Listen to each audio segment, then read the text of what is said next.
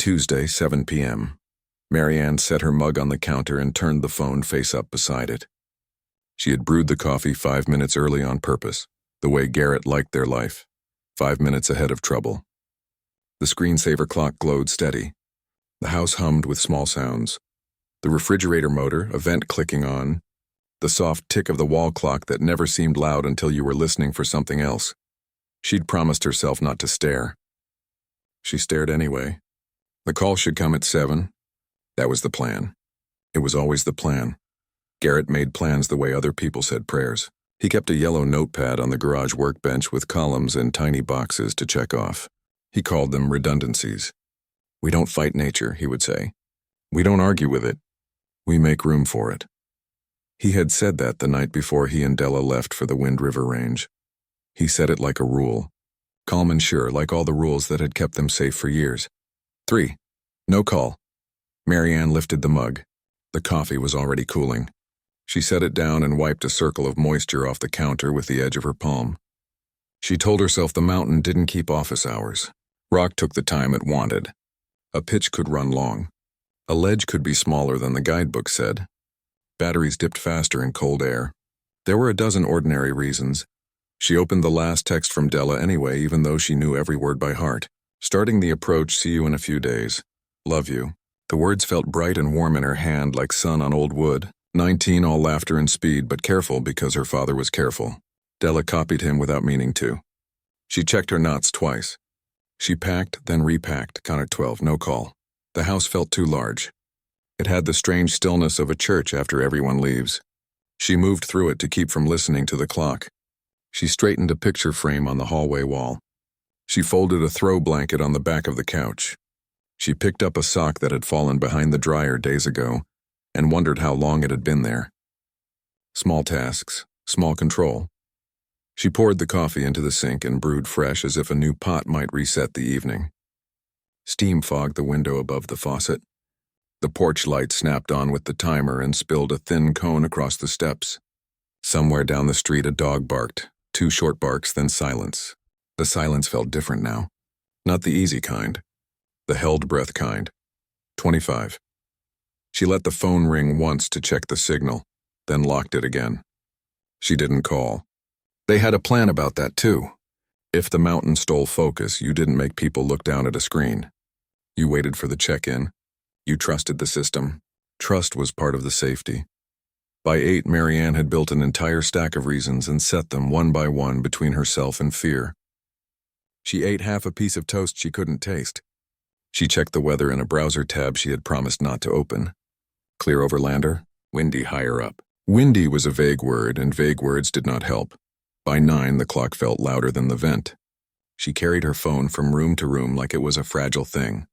She sat on the edge of the bed where Garrett kept his hiking socks, folded in pairs, heel tags aligned. She thought of him tying his boots in the doorway that morning, quiet so he wouldn't wake her. She thought of Della, one boot on, one boot off, talking fast about a song stuck in her head.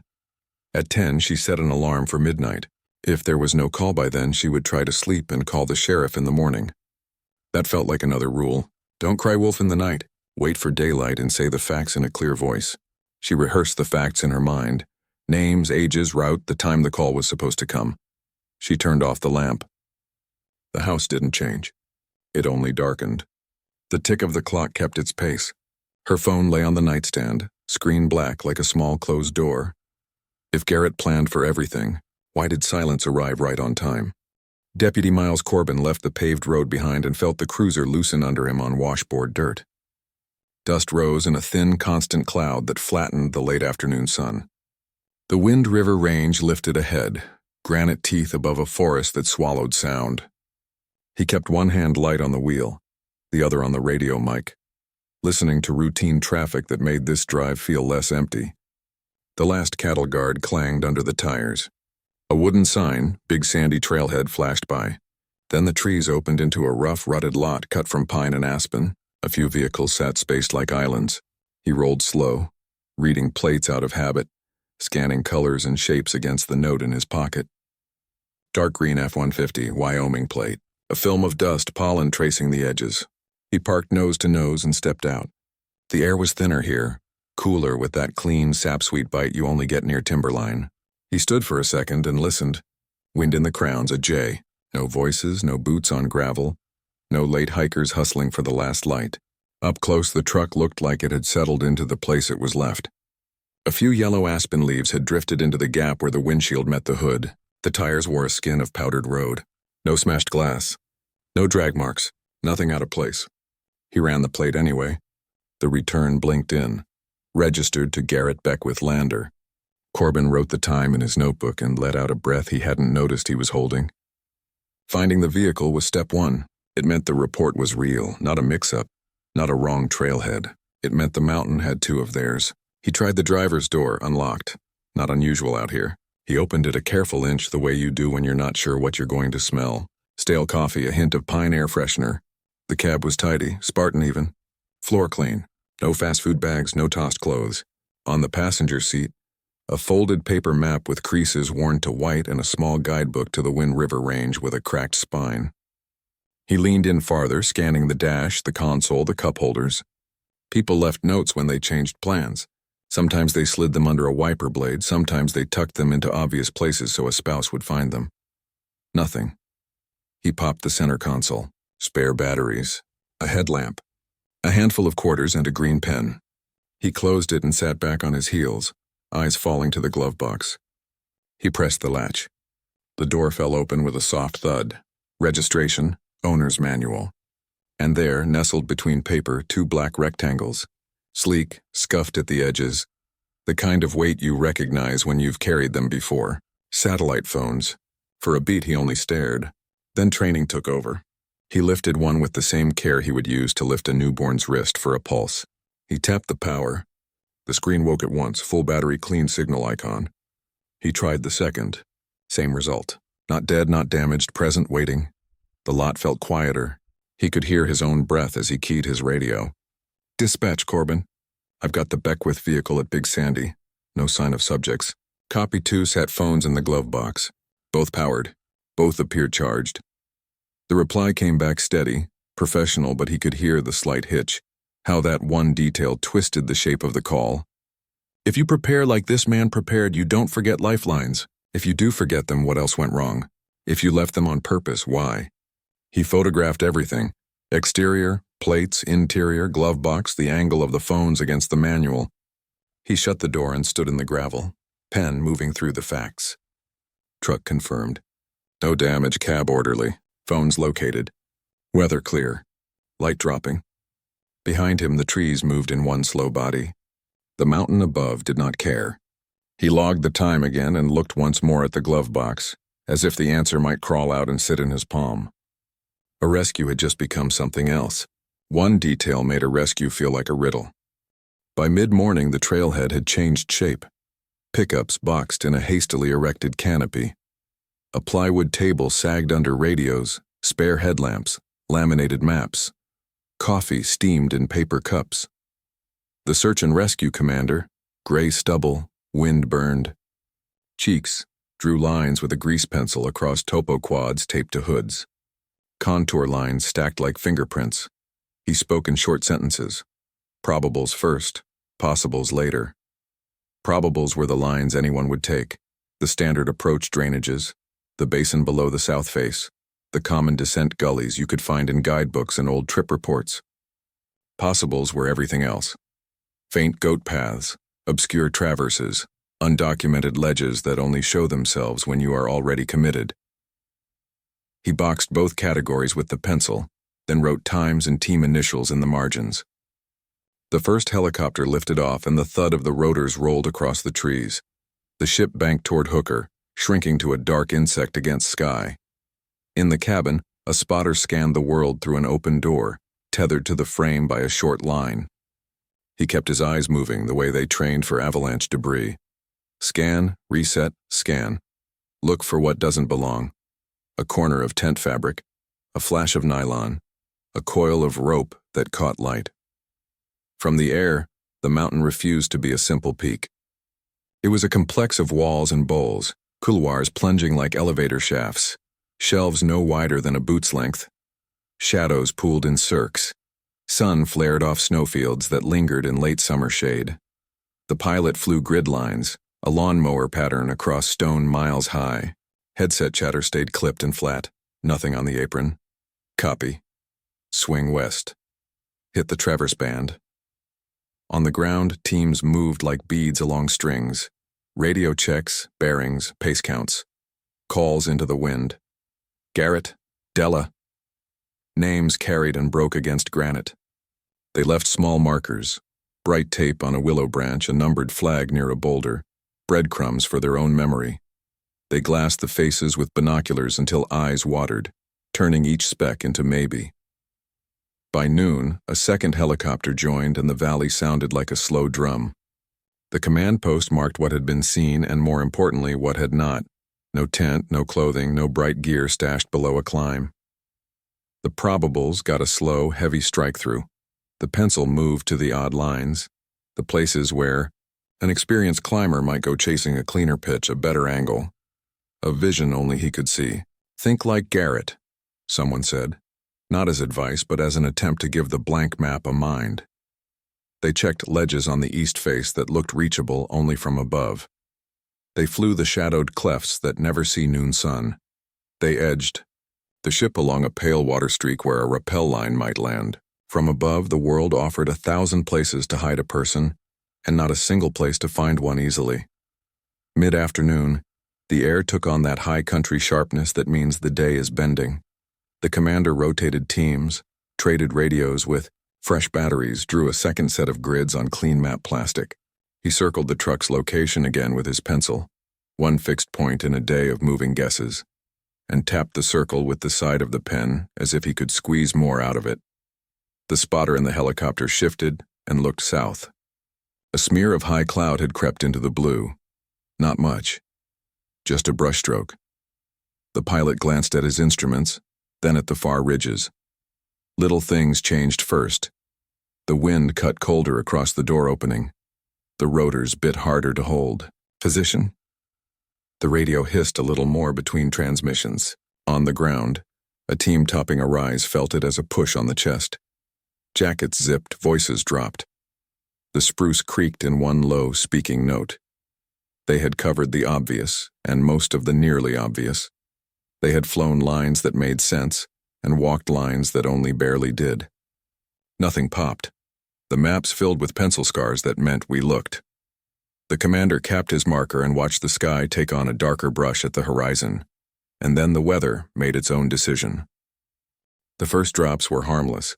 Dark coins on dusty windshields, a soft tapping on the canopy roof. Radios crackled with routine check-ins and no one flinched. Showers happen in the high country. You put on a shell and keep moving, then the temperature slipped. The rain sharpened, turned grainy on the skin. Sleet hissed across the plywood maps and stuck to the plastic like sugar. The helicopter crew chief ran a gloved hand along the skid and watched beads of ice form in a line. He looked at the pilot. The pilot looked at the ridge. "Bring it home," the commander said into the mic, voice level, eyes on the sky. Up valley, team leads felt it too.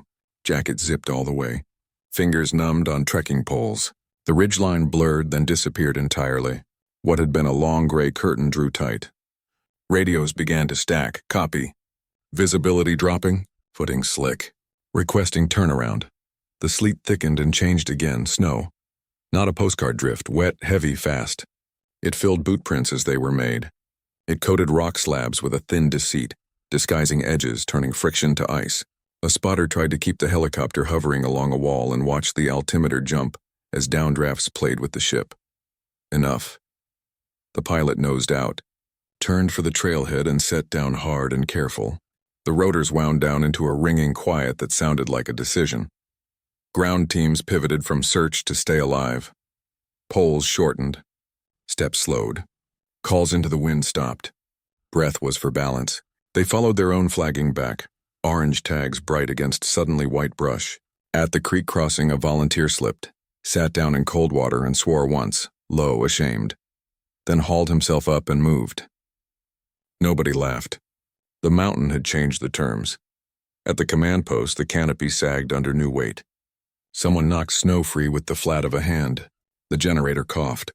Steam rose from the heater vent and men and women leaned close to it without looking like they were leaning. The commander took a dry towel to the map and smeared the grease pencil into gray weather all its own.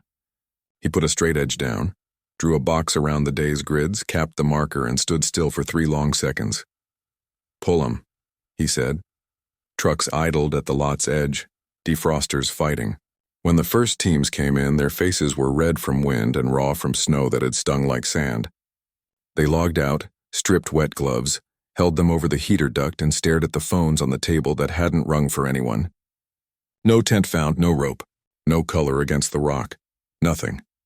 Word came from the pilot, grounded until further notice. Ice on blades was a bad coin flip. Everyone understood. The white kept falling, softer now but steady, as if the day had decided to erase itself. By late afternoon, the command post shrank. The big actions, launch, grid, recover, gave way to small ones: coil lines, dry lenses, label memory cards, stack-flagged stakes back into a plastic bin. A volunteer carried a cardboard box of uneaten sandwiches to the tailgate and covered it with a tarp. Someone wrote "charged" on 2 radio batteries and set them in a row like pieces on a board. The field log thickened with negative and no sign. The winter window was early this year. Everyone said it without saying it. You could try to punch one more day if the sun returned, but the mountain had spoken in the oldest language it had. Not now. At dusk, the commander called Marianne. He said what he could say and did not say what he couldn't. The status shifted by a word. No longer an active rescue pushing outward by the hour, but a missing persons case waiting for a break. A reactive posture. Watch the forecast. Stand by. Trucks pulled out one by one, taillights threading through trees. The last sound was the generator winding down, then the soft hiss of new snow on canvas. The lot returned to stillness. The dark green truck sat where it had sat. In its glove box, 2 satellite phones lay quiet and ready, charged for a call that never came. When people leave the mountain keeps the answers. By the time the official maps were rolled and boxed, Alistair Finch was already unrolling his own. Not the plastic laminated kind, but dog-eared 7.5-minute quads with coffee stains at the corners and pencil scars that looked like the record of a nervous hand. He spread them on the motel bed in Lander, set a notebook on each corner to keep them flat, and opened Garrett's climbing journals beside them. Marianne had handed him the journals the night before. She didn't say much, just that Garrett trusted him. Inside were neat, compact entries: dates, grades, temps, wind direction, a note here and there that read like code. Clean seam left of water streak, traverse under eyebrow, belay possible. He'd draw tiny profiles of walls, then put a circle where a ledge might be. No names for the lines, only arrows and questions. Alistair circled a dozen notations with a blunt pencil and called 3 friends who understood what those arrows meant. They were locals, lean from winters of skinning and summers on granite. Not certified for search, but fluent in this rock. They met at dawn in a parking lot that smelled like cold fuel and old rope. Their packs were heavier than they looked. Their voices were quiet in that way. Experienced partners are before a hard day. The storm hadn't truly left. The sky had cleared, but cold clung to the stone, and thin ice lacquered anything that held shadow. They moved anyway. The plan wasn't to repeat the obvious. It was to follow the language in Garrett's notebooks and the logic of his preferences. He liked clean crack systems over loose blocks. He avoided gullies that funneled rockfall. He distrusted chalky holds that looked too easy. If the standard line drifted right, he'd test left to see if the rock told a truer story. They hiked in fast, breath white in the air, then roped up at the base of a pale sweep that only showed a weakness if you stared too long. Fingers went numb at the first belay. Metal bit colder than skin could handle. They moved with that quiet rhythm you hear on serious days. Short commands, rope sliding, cams clinking as if counting time. On a third pitch, Alistair paused at a hairline seam and brushed it with the back of his glove. A placement scar. Old. Could be anyone's. He set a micronut and eased higher, eyes cutting left to a shadowed band that might hide a stance. The stance existed, if you were willing to call a boot length a stance. He clipped a rusted bolt hanger, the kind only stubborn optimists drill on bad days. It meant people had been here sometime. It did not mean anything about 2 missing climbers. They kept at it for hours, then days. The routine hardened into a loop. Motel maps, frost-stiff harnesses, a climb that asked for full attention, a descent by headlamp with breath crystals and the kind of silence that hurts your ears. They ate standing up, Stoves hissing, gloves steamed dry over flames. In the mornings, they reread Garrett's lines.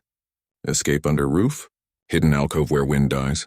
Those notes felt like breadcrumbs thrown into a river. On the fourth day, a partner found a bleached strand of old cord buried in a crack. They measured it with their hands and smiled without smiling. It might have been his. It might have been no one's. Granite keeps everything and nothing, gear from last season, from last decade. The mountain collects stories and forgets names. They pushed into terrain the helicopter couldn't read, a sideways world of traverses that made no photographic sense. Twice they reached ledges that looked exactly like the ones climbers brag about in trip reports. Perfect, improbable, safe from wind. Both were empty. No coil of rope, no blue dry bag. Only grit, a feather, a candy wrapper flattened to silver by time. At night, Alistair traced a finger along a sketch of the south face and wondered what had pulled Garrett away from the page everyone else followed. A cleaner move? A quieter stance? A feeling only a partner could guess at? He pressed the pencil to the margin and wrote. He would have chased shelter, not style, with Della. The fifth day broke brittle and bright. They climbed higher than was sensible for the hour and came down faster than was comfortable for the knees. Still nothing. Not a dropped carabiner, not a scuffed edge that said recent, not a print that outlived noon sun. Back at the truck, Alistair laid Garrett's journals flat and smoothed a page with the palm of his hand. The notes were clear. The mountain was not, if not the classic lines. Where did they go? After the trucks left the trailhead and the last boot print filled with new snow, time didn't restart so much as flatten. Days slid over each other, smooth and quiet, until only their edges showed. Marianne kept the house the way it had been the week they left. Della's room stayed warm with her colors. Posters on the wall, a stack of paperbacks on the nightstand, a hair tie around a lamp base like she might reach for it in a minute. A climbing pack leaned in the corner, chest strap buckled as if the room itself had decided to hold it together. In the garage, Garrett's workshop waited. Wrenches on hooks, tape labeled in block letters, a half-finished jig clamped to the bench. Dust landed softly and she brushed it away with the back of her hand, the way you brush crumbs from a child's shirt. The sheriff's office shifted too, less like a door slamming, more like a drawer sliding. The Beckwith file thickened with maps, GPS tracks, weather notes, interview transcripts. When there were no new pages to add, it left the active shelf and settled into cold storage with everything else time had turned into questions. A barcode on the spine, a place on the list. People were kind in ways that tried not to hurt. At the grocery store, they pressed her hand and said, "Thinking of you," and then looked at the bananas like they were suddenly fascinating. The early flood of casseroles became a slow tide, then a memory. Friends learned to talk about other things. Marianne learned to listen. At night, she pulled out a legal pad and wrote what she remembered from the last normal morning, afraid that forgetting small things would be a second loss. The smell of Garrett's coffee. The song Della hummed without knowing. The way the door clicked shut when it was finally closed. The first flicker back toward the mountain didn't come from a search plan. It came from a fisherman 3 summers later. Off trail, working a cold, clear creek, he spotted a glint in the water and reached into the current. When he brought his hand up, a hex-shaped climbing nut sat in his palm. Metal scuffed, wire kinked, wedged rock still clinging to it like a memory. He knew the story. Everyone who loved the range did. He marked the spot, packed out the piece, and walked it into the sheriff's office. A detective compared the brand and size to a list of Garrett's usual gear, the way you hold one silhouette against another. It matched the kind he favored. It also matched what half the serious climbers in the region used. The creek could have carried it from anywhere. The small hope was real, then thin, then gone. The file got a new page. The case did not get a new direction. The internet found the story next. In a quiet thread on an old climbing forum, an anonymous handle drew a line from a business loan to a cruel conclusion. A local blog inflated that whisper into a headline. It moved like rumors move, fast without proof, sticky without facts. Marianne read it once and felt something colder than anger. It was a theft of a man who wasn't there to answer. The cold case detective assigned to clean up the digital spill went through bank statements and loan terms, insurance amounts and payment histories. Solvent. Ordinary. No cash pulls. No runway being built to anywhere else. He wrote a short addendum that read like a verdict. Financial motive unsupported. The rumor collapsed, but it left a mark the way a thumb leaves oil on glass. By then, the story had become a kind of local folklore. New season, same cautionary tale at the gear shop counter. The expert father and the strong daughter, the truck at Big Sandy, the two satellite phones found warm with charge and cold with meaning. Guides told the tale the way you point out a cornice, so people would respect edges. The mountain added it to its long ledger of names and dates that begin with confidence and end with quiet. Inside the house, grief hardened into routines that looked like care. Fresh flowers on the table every Sunday. Della's window opened on the first warm day of spring. A new filter in the furnace before the first freeze. Marianne left a small white card on the garage pegboard with 2 words in her handwriting. Still here. Ideas thinned out at the sheriff's office. Theories turned to versions of the same version. Accident, misstep, storm. The one detail no one could solve sat like a coin no one could spend. Why were the satellite phones in the truck? Time didn't solve it. Time made it stranger. 9 years passed and the mountain looked the same. Stone that didn't care how long a story took. Chloe Vance and Ben Carter came for their own line. Light packs and strong habits the way modern climbers move. Efficient, quiet, focused on the next 3 moves, not the next 3 days. They studied weather on their phones the night before and watched wind arrows bend across the face. The forecast said calm by noon. Good enough to try.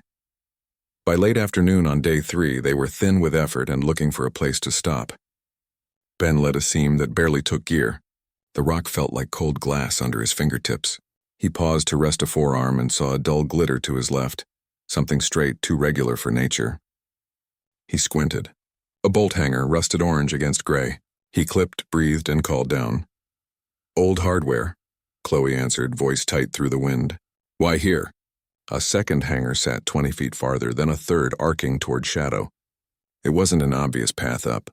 It was a traverse to nowhere visible. They followed anyway. The line felt like a sentence someone had started years ago and abandoned mid-thought. The wall breathed a steady wind, but ahead, the shadowed alcove looked different. The air there seemed to hold still. Ben reached the lip and saw fabric moving. Soft, not snapping, something hung and half-sheltered like a small tent without ground. He clipped into an old anchor and edged in. The portaledge drifted in slow inches, tethered to webbing that had bleached to the color of bone. The frame was dull aluminum. The fabric had faded to a tired gray. It looked intact but old in the way gear gets old on a wall. Sun-faded, scratched, tired. Chloe came across and clipped next to him. The alcove muted the wind. Their breath sounded loud. The little platform held 3 things. A blue dry bag slumped by the rock, a neat circle of climbing rope coiled with care, and a red sleeping bag zipped almost to its top. Nothing was scattered. Nothing looked panicked. That detail order took a moment to settle. People who flee do not coil rope like that. Chloe lowered herself onto the edge of the portaledge and tested it with her weight. The fabric groaned but held. She reached for the dry bag first, hands slow. The plastic was cracked and stiff. Inside, a water filter, a small first aid kit almost empty, 2 wrappers from freeze-dried meals. No notebook, no phone, no message. Her eyes went to the sleeping bag. The red was dusty and faded. A single grass tuft had rooted in a fold of fabric as if the mountain had tried to claim it. Near the top, where a pillow might sit, the bag rose in a small mound under the nylon. Chloe swallowed and touched the zipper pull. Hold a sec, Ben said, but he didn't stop her. They both knew what training said. Document, don't disturb. They also knew what a human mind does when a question sits right in front of it. The zipper was stubborn and gritty. She worked it back and forth until the teeth gave a short metallic skip and started to move. Nylon parted. Inside lay a bundled fleece jacket rolled tight. That explained the mound. She pushed it aside gently. Beneath it, something pale showed, smooth and curved. For an unreal blink, her brain made it into something else. A shell, a shaped stone, a piece of driftwood carried up by a joke of time. Then the zipper cleared another inch. The object turned slightly as if the wall itself had breathed on it. Twin dark hollows faced the sky. Chloe gasped and rocked back against her tether. Ben reached an elbow to steady her and leaned in just far enough to see. A skull rested where a head would rest, the rest of the body hidden by the bag. The eye sockets were empty and absolute. They didn't touch anything else. Training returned like a hand on the shoulder. Chloe lifted her phone, hands shaking, and took wide shots. Then closer frames of the setup, anchors. Webbing, the coil of rope, the blue bag, the red bag, the way the bag's corners were tied with short lengths of cord to the portaledge frame, so wind could not rip it free. Ben pulled his own device, marked GPS, took a screen capture. There was no cell service. The sun had tipped toward the horizon and painted the far ridge orange. The beauty felt like an insult. Neither of them wanted to spend the night anywhere near the alcove. They clipped out in silence, reversed the traverse, and began the long descent. Every rappel done double-checked and slow, every anchor eyed like a threat. At the ground, the light was gone. They bivouacked lower in the night, sat with their backs to stone, and spoke only once about what they had seen. The mountain had let them walk to a place where time had stopped and then let them walk away again. This wasn't a campsite. It was a grave suspended in air. 2 mornings later, the mountain took on the look of an operating room.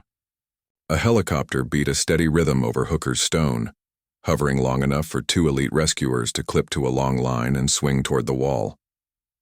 The ship peeled away and the cliff went quiet again except for radios and the small scrape of metal on granite. This wasn't a scene you could tape off. It had to be built where it hung. The rescuers established a fresh anchor above the alcove, equalized it, then rappelled down into the shadow with body cameras rolling. Every move was deliberate. Nothing touched without a photograph first. At a temporary base on a wider ledge below, Detective Rossi watched the live feed beside a forensic anthropologist and a crime scene technician. The tech called the angles like a director, wide of the alcove. Hold close on bolt hangers. Good. Measure distance rope coil to blue bag. Use the folding rule. Log it. The portaledge looked smaller now that it was surrounded by process. The rescuers shot a full frame, then moved clockwise. Anchors, webbing. The bleached slings clove hitched to the frame, the neat coil of rope with its tail tucked, the blue dry bag slumped against rock, the red sleeping bag secured to the frame with 2 short cords, one at the foot end, one near the hood, knots clean and purposeful. Inventory began in place. Carabiners brand and gate type called out and repeated back. Cams and nuts, sizes, colors count. Rope, diameter, manufacturer, lot code from the faded sheath tag. Slings, dates if visible. The tech cross-referenced in real time against the old list from 2013. Receipts, photos, notes from Garrett's partner. Piece after piece matched the gear the Beckwiths owned. One absence stood out. A harness that should have been Garrett's was not in the mix. Della's harness, smaller with a cosmetic nick on the left leg loop described in an earlier interview, was present. Bundled with soft goods. Only when the documentation looped back to the beginning did they move to recovery. The blue dry bag came first. Photographed, opened under camera. Contents removed and bagged, water filter. A small first aid kit with most of the blister items gone. 2 flattened meal pouches, nothing else. No notebook. No phone. The sleeping bag required a different quiet. The rescuers cut the 2 accessory cords that secured it to the frame, then slid the entire bag intact into a rigid stretcher sheath. The zipper that Chloe had started was left where it was, weight transferred. Lines tightened. The helicopter returned and took the load on a long line, drifting away toward the valley, a single shape against a great wall. In the lab's clean light, the story sharpened but did not soften. Dental records gave the first hard answer. The remains in the red bag were Della's. The anthropologist, Dr. Thorne, worked with patience and gloves, and the kind of narration meant to steady a room. He noted weathering, animal activity, sun bleaching, the expected changes after 9 high country years. Then he stopped at the lower right leg. There, he said, more to the record than to the people. The tibia showed a severe spiral fracture with displacement, the fibula stressed in sympathy. Not a hairline, not a bruise to the bone, a break that erased mobility. He traced the path with a gloved finger, twist, torque, failure, and explained in simple words what the bones already said. Della would not have stood, would not have downclimbed, would not have managed a rappel. Pain would have been massive. Blood flow and swelling would have complicated everything. Rossi looked again at the scene photos. The cords tying the sleeping bag to the portaledge frame. The way the corners were secured so wind could not pry her loose. It was care, not accident. Someone had arranged this with time and intent, then left. She returned to the ledge shots and zoomed on details that now felt like sentences. The coil of rope pressed flat by years. the angles of the anchor slings, the empty space where a second harness might have been. She wrote a short line in her notebook, stabilized plus secured, current deliberate departure, then underlined it once. The report that went into the file read like the shape of a father's decision. An injury, a shelter, a tie-down, a promise. The promise was the leaving. If she couldn't move, someone had to. Fast. The discovery on the portaledge gave the search a new spine. No more wide grids. No more maybe basins. Detective Rossi drew a red pin where the anchors bit into Hooker's face and laid a thin pencil line straight down. Fastest way off, Alistair said, tapping the map. In a crisis, you don't wander for elegance. You point your body at the valley. 2 Jenny Lake rescuers roped up at first light. Their brief was simple and brutal. Start at the empty anchor above the alcove and read the rock downward the way a desperate climber would. They clipped into the fresh rig, eased over the lip, and the mountains swallowed them to their helmets. They moved in short rappels, pausing at features that could hold decision, narrow ledges, water-streaked slabs, gullies that funneled both melt and mistake. On every stance, they scanned for the small proofs of passage. A scuffed patch of lichen, a bright scrape where metal had kissed stone, a thread of sun-bleached cord someone might have left in a hurry. Their radios stayed calm but spare. Rope free. On you. Negative on sign. The first 100 feet showed nothing but age. Ice had polished the faces. Summer thunder had sluiced grit into lines that once might have read like handwriting, and now read like clean slate. The rescuers took out a folding rule and measured the distance from anchor to anchor, thinking like legs that hurt and hands that needed steel. Each choice favored directness over comfort, speed over beauty. They found a gully and stepped into it. The walls narrowed until packs brushed both sides. A black water streak ran the center, proof of 1,000 snowmelt days. Here, a careful man might hammer metal if he had to because cracks were thin and gear could lie. The lead rescuer palmed a seam, then another, then stopped. Hold, he said, voice low. Not for safety, but for respect. He leaned close. The camera on his chest caught the shape before the radio carried the words. An old piton, rusted, driven deep into a hairline crack. Eye turned slightly downward the way someone sets it when gravity is winning. He brushed it with a glove. It did not move.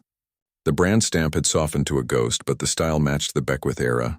Thin, tapered, the kind of iron you swing when nothing else will keep you. He called measurements into the radio. Elevation, bearing, distance below the last stance. The tech at the ledge logged it with a pencil that squeaked on damp paper. Photos from 3 angles, a scale card, a quick video sweep to show context. The piton was not a souvenir. It stayed where it had held. Path of least delay, Alistair murmured at the map, tracing air where the radios traced stone. He was moving, hope steepened. The rescuers bled another 100 feet of rope into the gully, eyes hungrier now.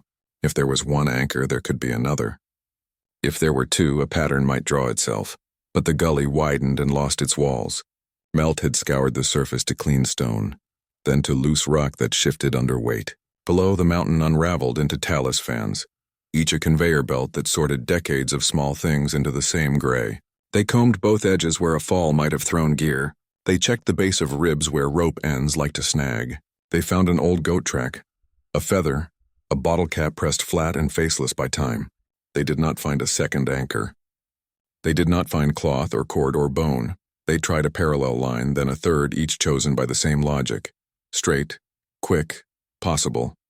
The rock gave them silence. Afternoon wind rose, dragging grit across helmets. Radios ticked with battery warnings. The map at the ledge took on pencil scars that meant looked, and a small box around the piton that meant only. Rossi stood back from the plastic and watched the day shrink to that one marked point. The story they were building had a verb, left and an object, down, and then a space where a line should be. They pulled ropes at dusk, coils heavy with melt. The piton stayed in the gully, a single word in a book with the next page torn out. A path marked once, then erased by years. The break came from someone who wasn't looking for people at all. A wildlife biologist from the university was flying a drone to count bighorn sheep, high, quiet passes over country. No one walks unless they must. The screen showed gray rock and brown grass, a bowl ringed by cliffs like a stone amphitheater. As he eased the drone across the basin, something not natural flickered at the edge of the frame. A shred of color, thin and torn, snagged on a low, thorny bush. He dipped lower. The image steadied. Faded blue fabric, frayed to threads. 10 yards away, pale shapes lay among the rocks, small, scattered, sun-bleached. He marked the coordinates, saved the flight log, and made a call. A helicopter lifted Detective Rossi, Dr. Thorne, and 2 high-angle rescuers toward a place the map barely named. Landing was impossible. Walls hemmed the basin in on 3 sides, and the 4th fell to broken talus. The pilot held a hover, and the crew clipped to the long line. They swung once under the ship like pendulums, then touched down in dust and rotor wash. When the helicopter peeled away, the silence felt heavy, like the inside of a shut door. It was a trap of a basin. No trails in, no easy lines out. Stone heat pooling even in thin air. The rescuers set a small perimeter with bright flags, more for their own minds than for crime scene order. Wind and animals had already done their worst across the years. The fabric was a jacket, or what was left of one, blue turned gray, cuffs torn to lace, zipper teeth missing in a long skip. Nearby lay bone. Not a whole human shape, weather had taken that, but a scatter of fragments. Long bone shafts eroded to ovals, a partial scapula smoothed by grit, a kneecap cupped with dirt. Dr. Thorne knelt and spoke softly into the recorder, noting weathering rodent gnaw, sun crack lines that marked hot days and cold nights stacked by the hundreds.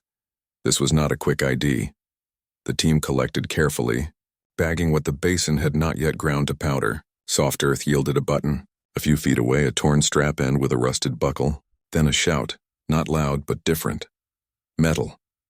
A rescuer had seen a glint half buried near the base of the cliff. He brushed sand away with 2 fingers and lifted a small, oddly shaped plate, bent and scratched with holes like an idea of a ladder. Not climbing gear. Not a buckle. Titanium by the look and feel. Light in the hand. Uncorroded where the scratches cut. Rossi's eyes went to a line she had underlined months earlier in Marianne's first interview. Jaw surgery after a cycling crash. She called the medical examiner's office, then the hospital, then the surgeon's old practice, working the chain from memory to records. Hours later, a fax landed at the lab. Diagrams and notes from 15 years before. Model, size, hole pattern, curve. Back in town, under clean light, the plate from the basin lay beside the diagram. The hole spacing matched. The curve matched. The screw wear matched the surgeon's notes about bone thickness. It was not just similar. It was the same design bent to the same human face. Dr. Thorne gave the quiet sentence everyone had been waiting for. Identification supported by surgical hardware. In the file, the name shifted from missing to found. The map told the rest, or enough of it to draw a line with. The basin sat miles east of the face where Della had been secured. No one's descent route, no one's second choice. To stand there was to be off every page. Between the ledge and this bowl, the terrain twisted through gullies and blind ribs that turned strong legs into slow mistakes. A storm could erase directions in a minute. Darkness could turn cliffs into flat shadow. Garrett had left in a hurry with a single goal. Somewhere between the first anchor and an imagined valley floor, the mountain took his sense of the world and set it down in the wrong place. He didn't just fall, he got lost where no one goes. The evidence doesn't speak in full sentences. It gives fragments, edges, gestures, and then asks you to read the shape. Start with the ledge. The portaledge wasn't chaos. It was arrangement. Anchors equalized. Webbing sound. A rope coiled with the tail tucked, not dropped in haste. The red sleeping bag lashed at 2 corners to the frame so the wind couldn't take it. Inside, Della. Dental records gave her name back. The tibia told the condition. A severe spiral break that turned movement into impossibility. Nothing about that fracture says walk out. Everything about it says stay warm, stay put. The blue dry bag held a water filter, a small first aid kit nearly spent, a couple of empty meal pouches. Enough to say a triage happened. Enough to say supplies were counted. Not enough to turn a ledge into a long-term camp. You don't secure a bag to the frame unless you mean to leave and trust the knot more than the weather. What's missing on the ledge matters too. Della's harness was present, bundled with soft gear. Garrett's was not. If he was the one who tied the bag down, and every piece of the scene points that way, He left wearing his own harness, taking what a fast descent demands and little more. Follow him off the anchor. The quickest line is not the prettiest. It's the one that points at the valley. The rescuers who retraced that logic found what a man under pressure might have left. A single old piton, hammered deep in a water-worn gully where clean cracks thin to nothing. The piton doesn't prove a whole route. It proves a moment, a place where a careful person needed iron and made it hold. After that, the mountain erases. Meltwater scours gully floors. Freeze-thaw breaks lichen to dust. A decade turns scuffs into plain stone. The searchers found no second anchor, no torn strap, no scrap. The gully widened, lost its walls, and fell away into talus that sorts everything. Pine cones, pebbles, decades into the same color. The page ends midline. Pick the line up again miles east in a trap-like basin the maps barely admit exists. A shredded blue jacket, scattered bones shaped by sun and weather, and a titanium jaw plate that matched a surgeon's diagram from 15 years before. Not a theory, hardware. The name that had lived in a file as missing moved to found. Between those 2 points, the ledge and the basin, are the parts we cannot watch. We have the weather logs, a front that arrived earlier than anyone wanted, pushing sleet into snow and flattening visibility into a gray that swallows ridgelines whole. We have the terrain, ribs and gullies that look alike until they don't, water streaks that promise easy travel until they tilt to nowhere. We have the human factors no map shows, exhaustion, cold, the clock that ticks louder when someone you love is waiting and hurt. The story that fits the pieces is not elaborate. During the climb, Della fell or twisted hard enough to fracture the lower leg beyond use. Garrett stabilized her as best he could, chose the safest pocket of wall he could find, anchored a portaledge out of the direct wind, and secured her bag so the mountain couldn't shake her loose. He took the rope and the essentials, put on his harness, and left in daylight racing weather that was already bending the day toward trouble. He moved for speed, not style, favoring gullies and watercourses that promised gravity's help. In the narrowing stone, he placed a piton to keep himself honest. Then conditions shifted. Fog, sleet, the blunt disorientation that happens when every surface becomes the same blank. He strayed, one ridge too far, one gully too deep, and the landscape gathered him into a bowl you don't choose. Whether he fell once and finished or fell in stages doesn't change the end. The jaw plate tells us who was there when the basin went quiet again. What we cannot know sits beside what we do. There are no phone logs from a phone he didn't carry, no journal page left under a rock, no final message. For Della, the bones say she could not climb, could not descend, could not save herself. For Garrett, the iron in a crack and the plate in the dirt say he tried. And then the country took him where help could not find him in time. It is, in the plainest reading, a story about love meeting landscape and losing on terms the landscape has held for a very long time. A father makes a shelter, ties a knot, and goes. A storm moves the horizon closer. A map drawn in a garage meets rock that doesn't care about lines, but a single choice still breaks the story in half. Some endings arrive with signatures and seals. This one came as a quiet service on a bright morning. 2 simple urns side by side, a handful of friends, and the wind moving across short grass as if it were turning pages. Marianne kept it small. She read no eulogy. She set down no program. She stood with both hands around a single flower and said the names once, steady. A pastor offered a short prayer that did not try to explain mountains or time. When it was done, people touched her shoulder and stepped back to give the day room. Afterward, the house looked the way it always had because she had always kept it that way. Della's door still opened to the same poster, the same stack of paperbacks. Garrett's bench still held the tools in the same order, a pencil still tucked behind a hook where he left it the week they drove to Big Sandy. There were answers now, or most of one. Della's ledge explained the silence on the wall, the break, the tie down, the care. The basin answered the question of a father, the hardware, the distance, the wrong place no one would choose. The report in the file was short and precise and human. It read like love inside a storm. But there was a hinge the whole story swung on, and it never turned. 2 satellite phones, both charged, both waiting, both left in the glove box. It is possible to call that an oversight and leave it there. Even careful men miss things when the day is full and the weather looks friendly. Routine can blur into habit. Habit can hide a blind spot. You pack ropes and cams and slings and stoves and food and medical kits and a dozen small backups. And the one thing that breaks the rule of the range, no service up high, stays under an owner's manual in a tidy cab. It is also possible to imagine a reason that made sense at the time and fell apart later.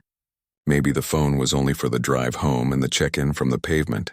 Maybe coverage maps were misunderstood.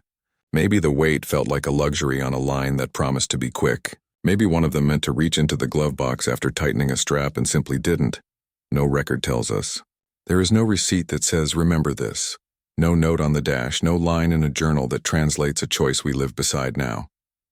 The mountain kept its secret the way it keeps snow and shadow and let everything else go. Marianne did not take up the argument. She placed the phones in a drawer in the hallway where spare keys live and thanked the officers who brought back what they could. She opened the drawer sometimes and closed it again without touching anything. Life made new shapes around the old ones. 2 chairs at the table, 1 coat on the hook, flowers on Sundays. Grief became lighter and stranger, the way a pack feels when you've taken out weight you learn to carry. In the climbing shops and at the trailhead signboards, the story changed from a question to a caution. About storms, about choices, about how one missing tool can move a line from hard to impossible. The name stayed. So did the detail that doesn't resolve. The unanswered pivot sits there for all of us who tell stories about risk and rescue and love. Why were the sat phones left in the truck? The video you're watching cannot finish that sentence. It can only show what the evidence shows and stop where the rock refuses another hold. The rest is what we bring to it, our own habits, our own checklist, the people we tie our knots for. If you've made it here, tell us what you think happened with the phones. Simple oversight? A routine that became a blind spot? A reason we'll never know? Share your read in the comments, respectfully for the family and for everyone who searches these ranges when weather turns and light runs out. If this kind of careful human story matters to you, subscribe for more episodes. We publish new deep dives like this every week. And if you hike or climb, take one thing from this case into your own pack. The small choices are the big ones, and the mountain never explains.